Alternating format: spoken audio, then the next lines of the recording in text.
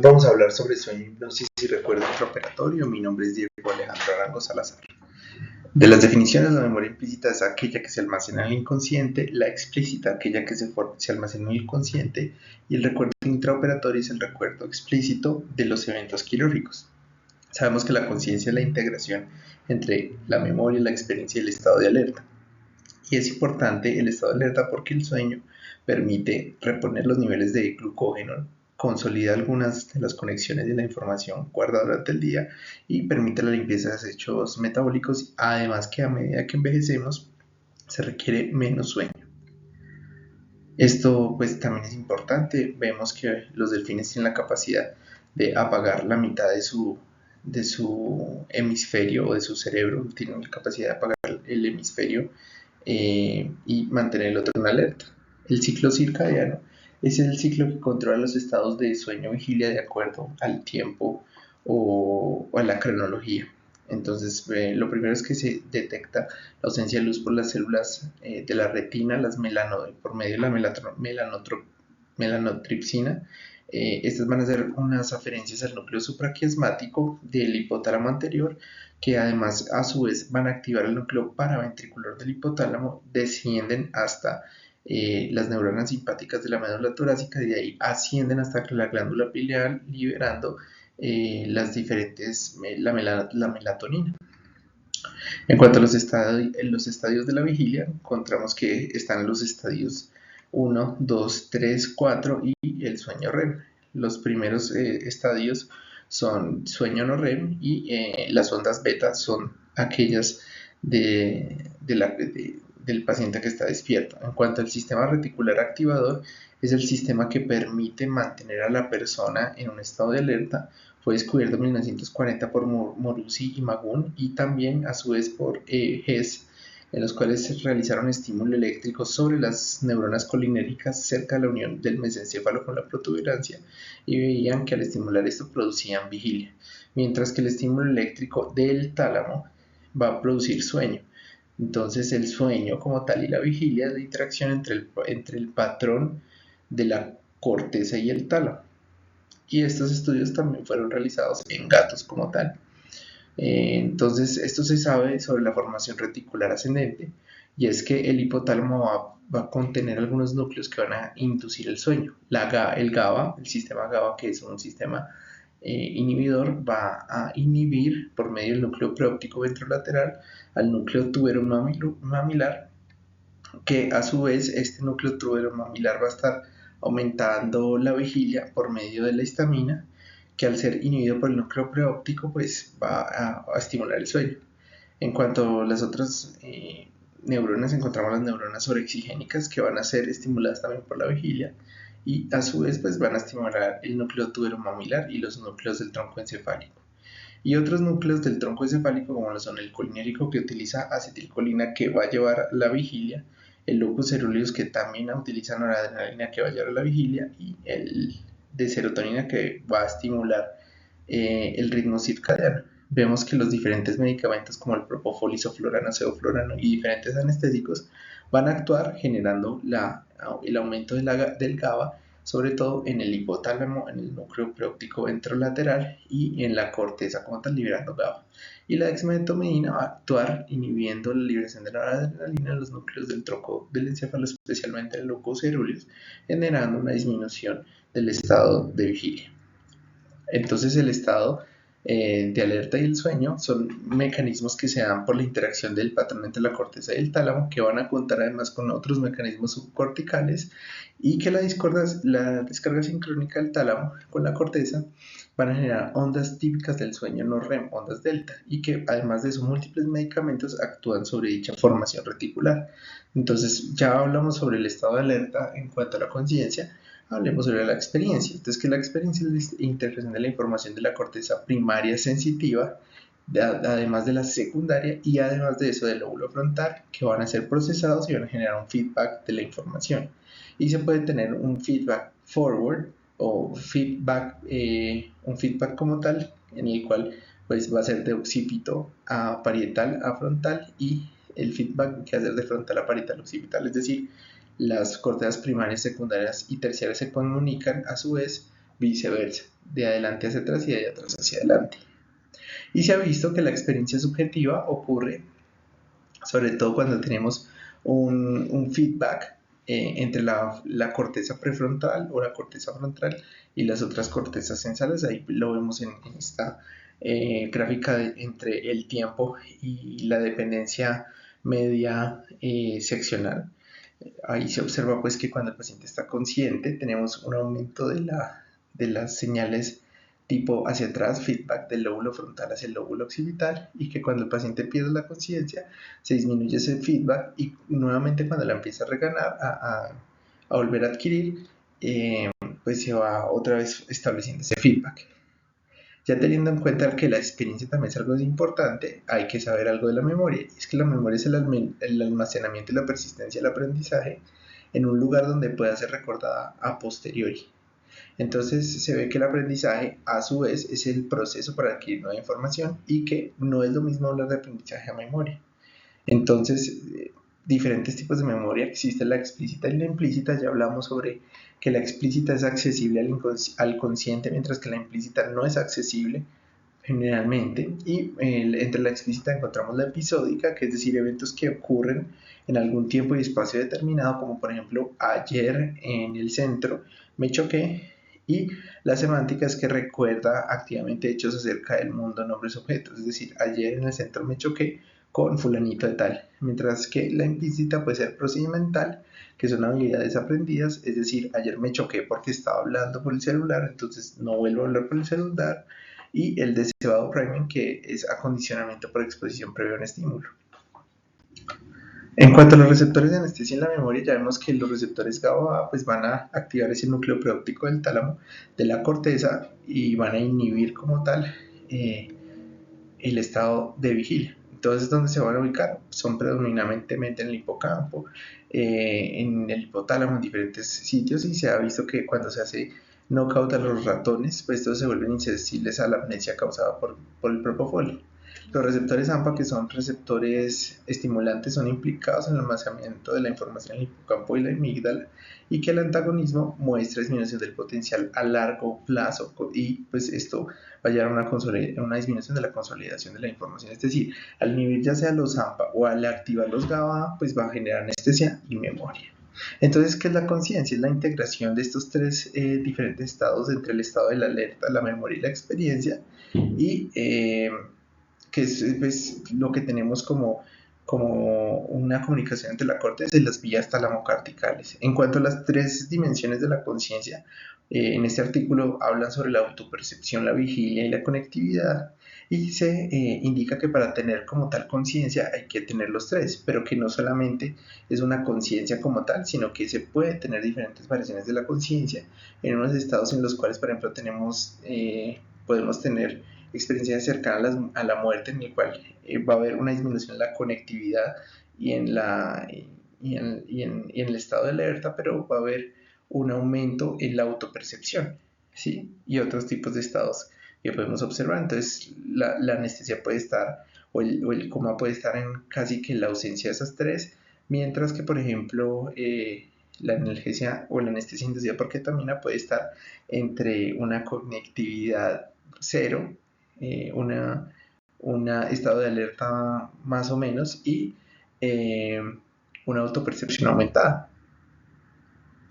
Aquí podemos ver un sitio esquemático del propofol, cómo actuaría generando ya una conciencia disminuida, es decir, ¿qué podríamos tener cuando el paciente empieza a tener actividad por el propofol en el sitio efecto? Y es que el paciente disminuye la capacidad de sueño, pero pues no pierde como tal la capacidad de la existencia como tal, pero sí, por ejemplo, miren que se inhibe la experiencia del mundo externo, la introspección y la capacidad el examen del test del antebrazo.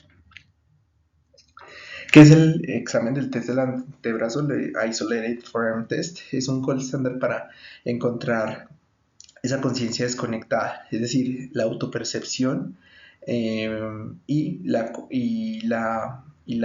capacidad de estar alerta, pero sin estar conectado. Este fue escrito en 1977 en este reporte corto y lo que permite es que se hace un torniquete antes de la administración del bloqueante neuromuscular y durante la anestesia se le pregunta al paciente que cierre la mano en caso de que todavía sienta dolor o esté percibiendo. Es positivo si el paciente es capaz de hacer eso. Y pues eso nos habla sobre que el paciente está con una conciencia desconectada y que hay que mejorar la anestesia. En cuanto a este metaanálisis, se observó que existen técnicas inhaladas comparadas con la anestesia total intravenosa y el uso o no de monitorización de profundidad anestésica con el uso de esta prueba anterior. Y se vio que en el mantenimiento de la anestesia, sin el monitor de profundidad, la proporción del uso de esta prueba fue de 0.19 con un intervalo de confianza y una P estadísticamente significativa, comparado con el uso del monitor de profundidad con esta prueba que fue de 0.57 y una P estadísticamente significativa, y que aparte de eso el uso de la premedicación y la edad disminuyó esta prueba positiva. Entonces, vamos a hablar un poco del despertar intraoperatorio, y es que en Sadin habló que aproximadamente eran 19 casos por cada 12.000 anestesias y que ocurría más o menos entre 1 a 2 por cada 1.000 habitantes o 1.000 pacientes.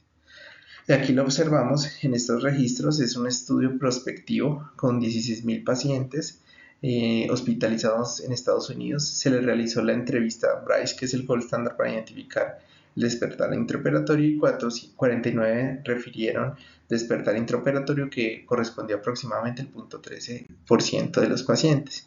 Miren estos datos que nos dijeron los pacientes acerca de lo que sintieron. Inclusive algunos sintieron dolor, sintieron que los cortaban y sintieron todos.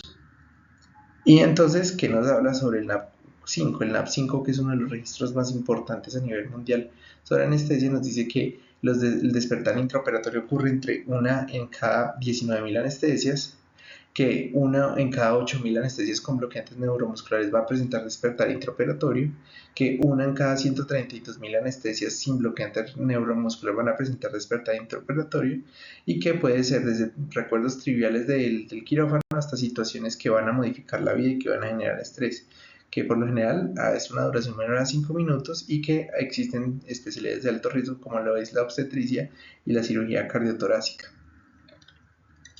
En cuanto a en qué momento se presentó, el 50% de los pacientes refirieron en la inducción, el 30% durante el mantenimiento y un quinto de los pacientes refirieron durante la emergencia de la cirugía.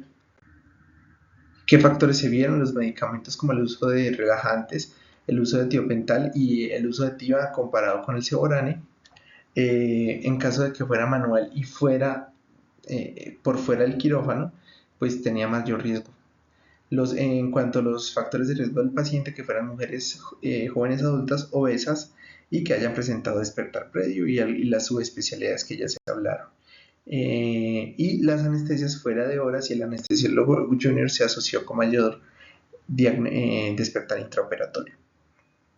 Si se ha tenido un despertar intraoperatorio previo, es un factor de riesgo para presentar nuevos eventos. En un subanálisis del estudio Agricol se vio que la incidencia del despertar intraoperatorio con previo despertar intraoperatorio fue del 1.7% comparado con 0.3% en el control, y fue estadísticamente significativa. Y se ha visto que en otros pacientes, como los pacientes pelirrojos, pues han requerido de mayor uso de medicamentos para generar una anestesia adecuada, y se observa pues que esto ocurre por diferentes mutaciones en los genes. Entonces, ¿qué es el despertar intraoperatorio? Pues es el fracaso para suprimir el estado de alerta, la experiencia y la memoria episódica explícita de un paciente.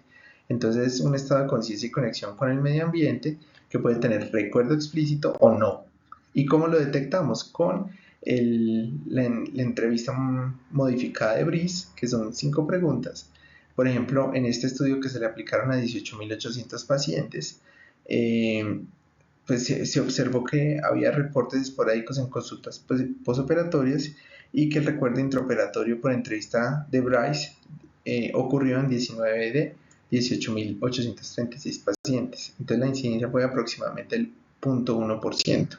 Una incidencia baja si uno tiene consideración acerca de eso. Y entonces, para hablar, pues ya sabemos que la monitoría de la hipnosis es sumamente importante para evitar el despertar intraoperatorio. Ya vamos a hablar un poco más de eso, pero se sabe entonces que existen diferentes métodos. Existe el electroencefalograma sin procesar, que lastimosamente es difícil para analizar en tiempo real, y existe otros tipos de análisis, por ejemplo, de espectrogramas, como ocurre cuando se utilizan eh, aparatos que permiten transformar por medio de la transformación de Fourier las señales combinadas y generar frecuencias predominantes en el electroencefalograma. Y esto es lo que se conoce como el espectro, que es la descomposición de la potencia de la señal en sus respectivas frecuencias por la transformación de Fourier. Es decir, una señal que ande a 2 Hz, por ejemplo, a una potencia mayor comparada que una que ande de 10 Hz a una potencia mínima. Entonces, ya teniendo en cuenta esto, el electroencefalograma crudo, pues se considera que las ondas beta, que son aquellos de los pacientes que están despiertos con los ojos abiertos, van a estar en un rango entre 3 y 25 Hz, los alfa, que van a estar entre un rango entre 9 y 12 Hz, aquellos que están conscientes, están empezando a perder la conciencia y se encuentran con los ojos cerrados, son el primer estadio del sueño REM. Las ondas teta, que van a ser de 5 a 8 Hz, que son los individuos somnolientos o ya en el segundo estadio de REM. Las ondas delta, que es de 1 a 4 Hz, que es un sueño profundo, o que también se ha visto en isquemia, hipotermia y anestesia, y las ondas lentas, que son de 0 a 1 Hz, que ya son pacientes con un sueño profundo. Y ya cuando se vuelve isoeléctrico, es porque el paciente pues está en un coma prácticamente. En cuanto al índice biespectral, fue creado en 1994 e indica un índice de acuerdo a la hipnosis. Entonces, en el Be Aware Trial mostró una disminución del 82% en despertar intraoperatorio, pero en los ensayos clínicos subsiguientes, como el Be Unaware Trial y el Back Recall, pues se observó que era igual utilizar el BIS comparado con el exhalado de anestésico inhalado de 0.7 a 1.3 para pues monitorizar el despertar intraoperatorio o la adecuada anestesia. Lo divide entre índices de 0 a 100, sabiendo que tenemos una adecuada anestesia desde 60 para abajo. Y entonces, ¿de dónde sale el número? Pues podemos hacer de diferentes cosas. Del biespectro, que mide la correlación de fase entre dos diferentes señales, y el índice biespectral, que es la suma de la tasa de ráfaga de supresión, el índice de supresión, la sincronización rápida y lenta, e índice beta, que además aplican un modelo estadístico multivariado y combinan utilizando una función lineal. Es decir, utilizan matemática de todas estas diferentes hallazgos o mediciones encefalográficas y fisiológicas y permiten adecuar un índice para generar, digamos, una interpretación mucho más fácil. Pero a su vez, pues podríamos tener un análisis cuantitativo en el cual se mide en el tiempo, que mide el tiempo que el electroencefalograma se encuentra en supresión de ráfaga, o que va a medir la actividad del electroencefalograma intensa seguida de una supresión, y la frecuencia, que principalmente utiliza el espectrograma, que es una representación gráfica de las frecuencias en eje X y sus respectivas potencias en eje Z en el tiempo Y. Entonces, el espectrograma puede tener una matriz espectral que va a ser en 3D y la matriz de densidad espectral que va a ser en 2D y se va a manifestar como un diagrama de diferentes colores entre azul o blanco hasta llegar a rojo. Pero para tener en cuenta, de acuerdo a este espectrograma, tenemos que familiarizarnos con otros métodos. Por ejemplo, el CEF95, que es la frecuencia del 95%, por debajo de la cual se encuentra el 95% de la potencia espectral.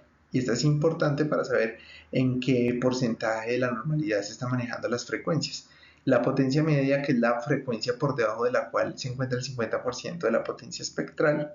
Y estas son importantes para interpretar pues, los hallazgos durante la anestesia. En cuanto a la teoría del triple low, se observó que los pacientes que tenían una presión arterial media menor a 75, un BIS menor a 45, un MAC menor a 8, aumentaba la mortalidad, y pues esto se observó que en 36.000 pacientes aleatorizados a recibir una alerta al triple low para disminuir el 20% de la concentración del anestésico inhalado o administrar vasopresor, pues se vio que la monitorización no es que mejorara mucho los desenlaces. Pero entonces nos preguntamos, ¿sirven o no los monitores? Pues hay varios metaanálisis. Este metaanálisis del Cochrane observa que sí, que comparado el BIS con los signos clínicos tiene un odds ratio de 0.36 con una P estadísticamente significativa, y que comparado con los exhalados no hay diferencias, es decir, que podemos monitorizar con cualquiera de estas, pero pues siempre tratar de monitorizar en anestesia. Y ya por último, si el paciente va a presentar un despertar intraoperatorio, ¿qué hacemos? Pues es prevenir primero, administrar premedicación, utilizar monitoreo de anestesia, utilizar dosis de bloqueantes neuromusculares, no dosis totales, tranquilizar al paciente en caso de que esto presente, indicarle que se sabe la condición y que vamos a hacer todo lo posible para calmarla, y que utilizamos benzodiazepinas como el midazolam, que aunque es evidencia escasa todavía se recomienda. Y por último, si el paciente presenta un RAIS positivo, pues identificamos el error, somos empáticos y notificamos como un evento adverso para que se haga seguimiento. En cuanto a las conclusiones, la conciencia es un concepto complejo en el cual actúan diferentes estructuras fundamentales especializadas. Prácticamente se desconocen las vías exactas por las cuales ocurre inconsciencia y amnesia. El recuerdo intraoperatorio es una condición que, aunque no es común, puede llegar a ser devastadora para el paciente. El uso de monitoreo de hipnosis debería de considerarse estándar en la mayoría de cirugías, sobre todo aquellas en las que se usan relajantes, y que la actitud del anestesiólogo posterior a un despertar intraoperatorio permitirá mejorar la confianza con el paciente y por ende disminuir el riesgo de demandas. Muchas